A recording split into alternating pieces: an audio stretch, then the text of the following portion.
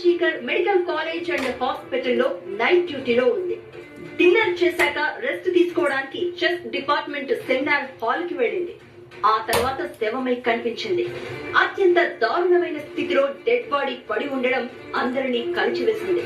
పోలీసులు నేరం చేసిన సంజయ్ రాయ్ అనే వ్యక్తిని అరెస్ట్ చేశారు.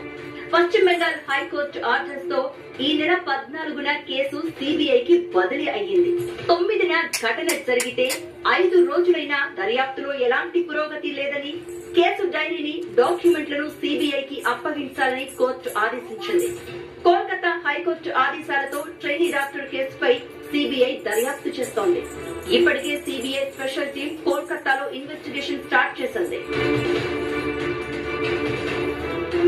అత్యాచారం, హత్యకు గురైన ట్రైనీ డాక్టర్ పోస్ట్ మార్టం రిపోర్టులో భయంకర నిజాలు బయటకు వచ్చాయి. ఆమె ప్రైవేట్ పార్టీలపై గాయాలు చేసి దారుణ